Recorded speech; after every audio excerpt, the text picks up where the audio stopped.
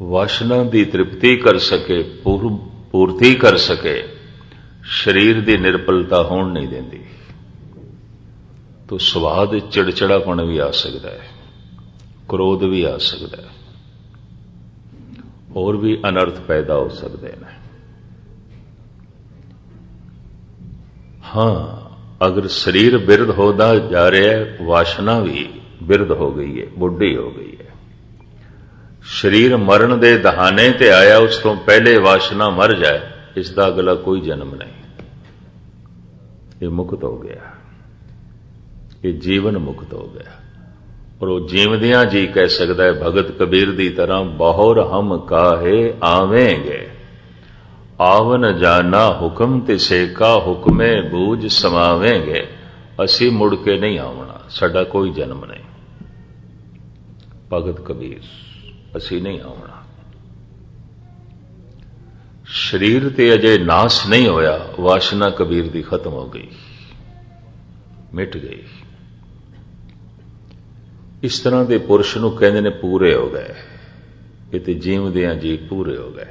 और जो जीवदियां जी पूरा नहीं होया, मर के कोई पूरा नहीं होता।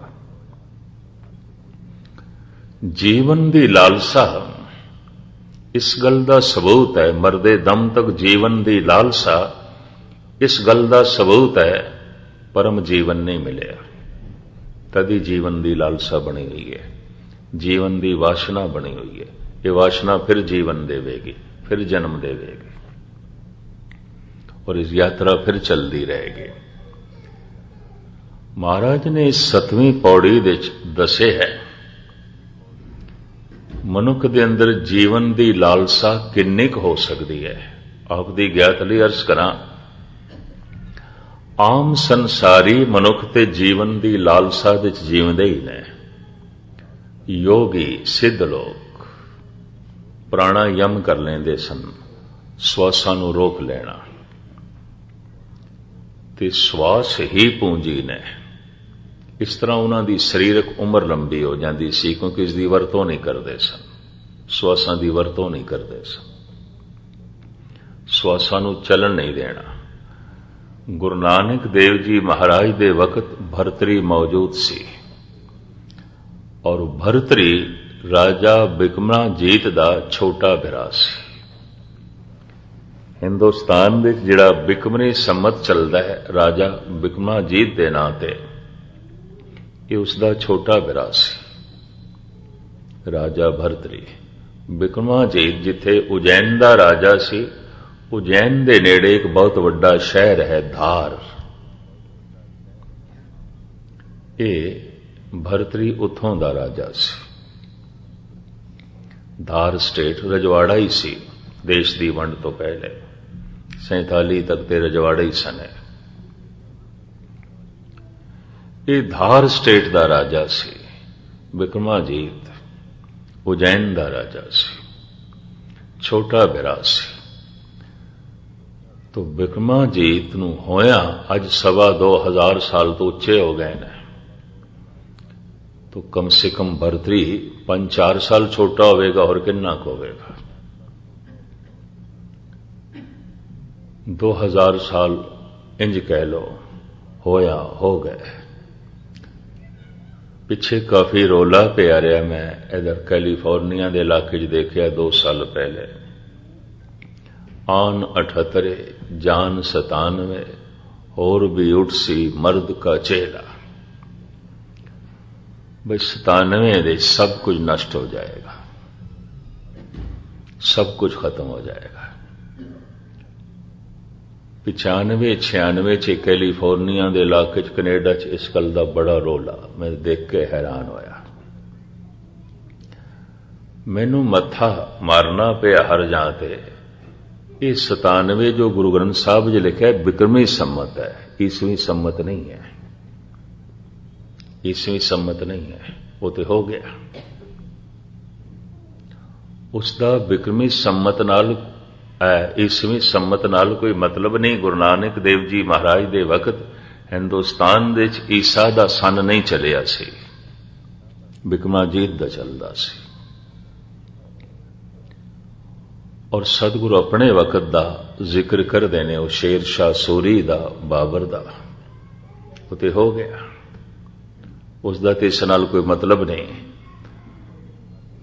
पर करीबन करीबन वैनकूवर दी संगतां, कैलीफोर्निया दी संगतां कहण दी संत जी गल थोड़ी कहंदे, संतां दी एक वीडियो टेप घर घर दे चल रही सी, गुणी ज्ञानियां नूं नहीं पता हुंदा। ते जद 97 भी लंघ गया, एक दो घरां ने ते कामकार भी छड़ दिता सी, कहंदे सब कुछ तबाही हो जाना, असीं हुण बैठ गए बाकी जिंदगी भजन च करदे, सब कुछ ते खत्म हो जाना है। एक दो ने नौकरियां भी छड़ियां सन, सब कुछ ते मिट जाना है 97। इत्थे तक वहम, भावें मैं खपदा रहे, बिकमी सम्मत है, ईसवीं सम्मत नहीं है। वो कहण जी नहीं ईसवीं सम्मत है। मैं कि गुरु नानक देव जी महाराज दे वक्त चलिया ही नहीं सी, उत्थे ये है ही नहीं सी। पर हुण जद मैं वो नहीं सजना तो पूछया, तुसी भी मौजूद है, धरती भी मौजूद है, आसमान भी मौजूद है। कहंदे नहीं जी, वो संतां ने अरदास की सी, तपस्या की सी, वो इस कारण करके घटना मुड़ गई है। लोग इस तरह बहाने लभ लैंदे ने। धार्मिक अनजाणपणे दी भी इंतहा है। भरतरी गुरु नानक देव जी महाराज दे वक्त मौजूद सी। गोरख तो इसने सिर्फ अपनी उम्र लंबी करने का ढंग ही सीख लिया सी। प्राणायाम की साधना, श्वासां नूं रोक लो, जीवन नूं खर्च नहीं करना, गुरु नानक दे वक्त मौजूद सी। और जद प्राणायाम की साधना दे च सफल होया, सालां बद्धी बैठा रहिंदा सी उस तरह ही साधना दे च। सियाणा सी, सूझवान सी, सोचिया क्या जीवन नूं लंबा करना ही जीवन का मनोरथ है? क्या जिंदगी नूं, जीवन नूं लंबा करना, बहुत जी लेना ही क्या जीवन का मनोरथ है? ये ख्याल, ये सवाल भरतरी दे दिल दिमाग दे उत्ते बोझ बन के रहा। गुरु नानक देव जी महाराज दे नाल गोष्ठी हुई है। फिर धन गुरु नानक ने 3 शब्द भरतरी दे प्रति उच्चारण कीते ने आसा राग दे। सिर्फ टूक मात्र इन्हां 3 शब्दां दे पंक्तियां मैं थोड़े सामने रखा। भरतरी उस वक्त काफी लंबी उम्र दा सी, गुरु नानक देव जी महाराज दे वक्त। सिफती रत्ता सद बैरागी, जुए जन्म नहारे, कह नानक सुन भरतर जोगी, खीवा अमृत धारे। दूसरा, जलते उपजे जलते दूर, जल में जोत रहा भरपूर, सुन भरतर, मुखातब कर रहे हैं गुरु नानक, सुन भरतर नानक कहे विचार, निर्मल नाम मेरा आधार। तीसरा शब्द, सगली जोत हमारी समया, नाना वर्ण अनेकं, कह नानक सुन भरतर जोगी, पार ब्रह्म लिव एकं। हैरानगी हुई, इको ही योगी दे प्रति, इको ही सिद्ध दे प्रति 3 शब्द। हालांकि सिद्ध गोश दे चरपट नाथ नूं, लाहौरी पा नाथ नूं सतगुरु मुखातब करदे ने, पर भरतरी नूं इस ढंग नाल समझाया। भरतरी नाल गुरु नानक दी हमदर्दी। पता है क्यों? भरतरी ने अपनी कमजोरी कबूल कर ली गुरु नानक देव को। कहे जीवन में अजाई गवाया, जीवन में सिर्फ जीवन लई गवाया है, जीवन परम जीवन की प्राप्ति लई नहीं। यही जीवन जीण लई मैं जीवन गवाया है। और गजब दी गल जो उसका ग्रंथ है वैराग शतक, उस दे च इसदा छंद भी मौजूद है, जिस दे च कबूल करदा है, भावें उम्र मेरी लंबी हो गई, मैं सिद्ध हो गया, प्राणायाम की साधना दे सफल हो गया, लेकिन जीवन ओही है, वासना ओही है, लोभ ओही है, कामना ओही है, मेरे जीवन दे कोई तब्दीली नहीं है, जीवन का ढंग ओही है। उसका सवैया मैं थोड़े सामने रखा। कहंदा जाच जाच के आहार, नाहे सो पै स्वाद वार, लाभ होत एक वार, भूख ताप को आवार। जद मैं श्वासां नूं शरीर दे चलाना, प्राणायाम दी साधना तो मुक्त होना, तो शरीर दे च फिर भुख भी पैदा होती है। शरीर मंगदा, फिर प्राणा दी हरकत नाल सब कुछ हरकत हो जाती है। फिर गोरख दे दसे होए मत दे मुताबिक सानू भिक्षा मंगनी पैंदी है, ते भिक्षा मंग के लिआंदे आ। जाच जाच के आहार, नाहे सो पै स्वादवार। लोकी बचा कुचा मेरी झोली च पा देंदे ने अपने घर दा, जो उन्होंने खुद नहीं खाना होंदा वो मेरी झोली च पा देंदे ने। वो कुछ स्वादी नहीं आउंदा, बरतरी कहंदे ने। जाच जाच के आहार, नाहे सो पै स्वाद वार, लाभ होत एक वार, भूख ताप को आवार। दिन रात दे 8 पैरां दे भाव 24 घंटियां च मैं खांदा भी एक टाइम आ, क्योंकि गोरख ने यही आख्या एक वक्त खाना है, रात नूं नहीं खाना। सारी रात बैठ के साधना करनी है, तो कहंदा खांदा भी मैं एक टाइम आ। जद भुख दा ताप मैनू जोर नाल तंग करदा है, तो मैं घर घर दे चो भिक्षा मंग के लियाना और एक टाइम खाना। गोरख दी दसी हुई साधना के मुताबिक मैं अपनी जिंदगी इस तरह बतीत करदा। दूसरी पंक्ति च कहंदा है, भूम सैन पे बनो, न साक सैन को गिनो, शरीर मात्र पोखनो, न जोबनो सुपेदवार। जे नींद आउंदी है तो गोरख दे दसे मुताबिक भुंजे ते सो रहना, नंगी जमीन ते, न थले कुछ विछाण नूं, न उपर कुछ लैण। इस तरह मैं सोना। न साक सैन को गिना। गोरख ने कहा साक संबंधियां नूं कदी याद भी नहीं करना, अपने बच्चों नूं, पत्नी नूं, मां बाप नूं, भरा नूं, भैणां नूं भुल के कदी याद भी नहीं करना, अपनी चेतनवी दे च नहीं लियाना, अपनी सोच दे च नहीं लियाना, अपनी याद दे च नहीं लियाना साग संबंधियां नूं। भूम सैन पे बनो, न साक सैन को गिनो, शरीर मात्र पोखनो, न जोबनो सुपेदवार। ये सारी साधना करदियां मेरी जवानी टल गई।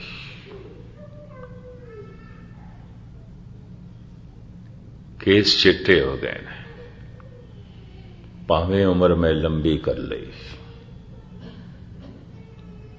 भावें प्राणायाम दी साधना विच मैं सफल होया। तीसरी पंक्ति च कहंदा है, खीन चीर गोदरी, अनेक लीर सौ करी, करी उजार झौं परी, अधैन ग्रंथ वार वार। गोरख ने कहा एक रंग का कपड़ा नहीं पहनना, तो तरह तरह के कपड़े दियां टाकियां लैके, लीरां लैके मैं उहदी गोदड़ी बनाई हो, पहनी हुई है। बरतरी राजा सी, बहुत वड्डा अपने समय का दानी सी। कहंदे लीरां कट्ठियां करके मंग मंग के उन्होंने अपने हथी सी के गोदड़ी बनाई है, वो पाई है। खीन चीर गोदरी, अनेक लीर सौ करी, करी उजार झौं परी, अधैन ग्रंथ वार वार। बिल्कुल बयाबान जंगल दे चपनी झोगी बनाई है। गोरख ने कहा उत्थे रह जिथे मनुखां दा लांगा ही ना होवे, कदी तैनू कोई मनुख दिखाई ना दे, किधरे फिर तैनू संसार याद ना आ जाए। मनुख नूं देख के किधरे मनुखां दा सारा जगत तैनू चेते ना आ जाए, तेरा पिछोकड़ हंकार फुट ना पवे। तो कहता बिल्कुल बियाबान जंगल दे चुगी बनाई है। खीन चीर गोदरी अनेक लीर सौ करी, करी उजार झौंपरी अधैन ग्रंथ वार वार। पढ़े हुए ग्रंथां नूं मुड़ मुड़ के पढ़दा रहना, मुड़ मुड़ के मंत्रां नूं जपदा रहना और मुड़ मुड़ के ग्रंथां नूं पढ़दा रहना। मंत्र जपदियां जपदियां थक जावां, ग्रंथ पढ़दा, ग्रंथां नूं पढ़दियां पढ़दियां थक जावां, मंत्र जपदा। इस तरह मैं अपना जीवन पास करदा। क्या इस नाल आत्म सिद्धि दी प्राप्ति हो गई, जीवन सफल हो गया? आखिरी पंक्ति च कहंदा हाय हाय भोग चहे, नाहे मोह तजे अजे, मोर चित बैल के सवार बैल को सवार। योगियां दा इष्ट महादेव है, शिव जी है। भरतरी कहंदे ने साडा इष्ट बैल दी असवारी करदा है, बैल नूं काबू रख के चलदा है, पर मेरे मन रूपी बैल ने ते मैनूं पछाड़ के परे मारिया है। ओही लालसा है, ओही वासना है जो मैं घर तो निकलिया सी सैकड़े साल पहले। ओही तृष्णा है, ओही कुछ है। सिर्फ एको ही गल है, उम्र लंबी हो गई है। श्वासां नूं रोक के अंदर दी दुनिया च कोई तब्दीली नहीं है, कोई पलटा नहीं है। यही कारण है दर्दी दाता धन गुरु नानक देव जी महाराज ने ना सिद्धां ते बड़ा तरस खादा सी। उचेचा सुमेर पर्वत ते गए। इन्हां जोगियां कोल जाण दा होर कोई मतलब नहीं सी भी घर बार भी इन्हां ने छड्डिया, संसार भी छड्डिया, साधना भी की थी ते जीवन दा मनोरथ की रखिया, उम्र लंबी कर लो बस, श्वासां नूं रोक लो। ये तो कुछ भी ना होया। इन्हां ही जोगियां दे इसे ही सिद्धांतिक नुकते नूं मुख रख के मेरे पातशाह ने पौड़ी उचारण की है। आप दी ज्ञात लई फिर अर्ज करा, जपजी साहब बहुता सिद्धां दे सामने उचारण होया, सिद्धां नूं समझाया गया। और एक गुरु नानक देव जी महाराज दे मूल बचन ने, अमृतमयी बचन ने, जिस विच जीवन दा, भगती दा, परमात्मा दा सारा सार तत्त आ जाता है। जपजी साहब दी समझ पै गई तो सब कुछ दी समझ पै गई, कुछ होर समझण दी लोड़ भी नहीं,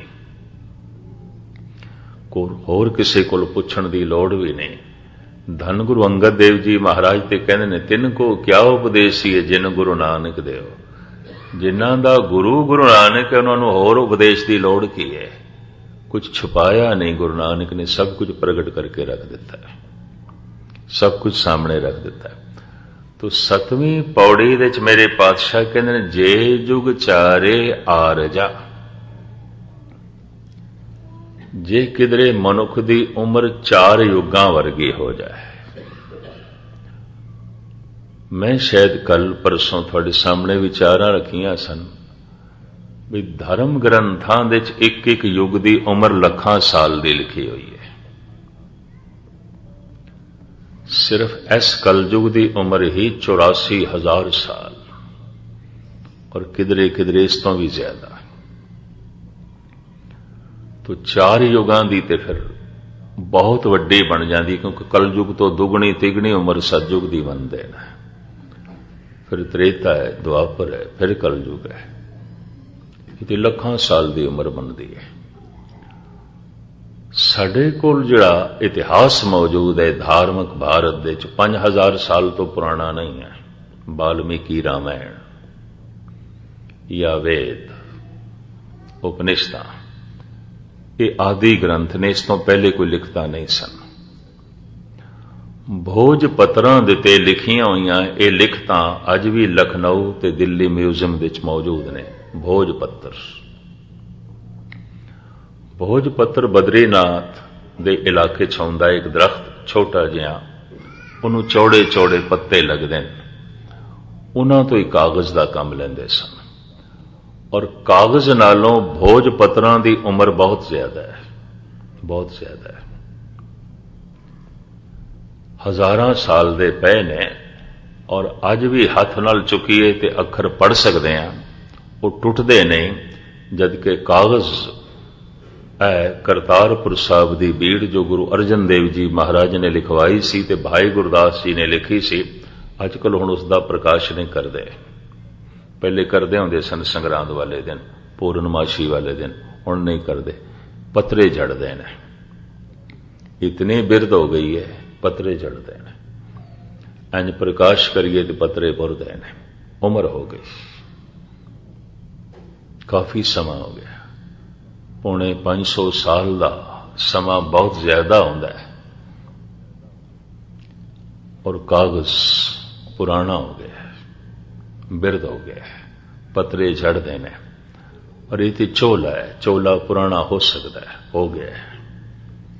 ਅੱਖਰਾਂ ਦੇ ਜਿਹੜਾ ਗਿਆਨ ਹੈ ਉਹ ਕਦੀ ਪੁਰਾਣਾ ਨਹੀਂ ਆਉਂਦਾ, ਨਿਤ ਨਵਾਂ ਆਉਂਦਾ ਹੈ।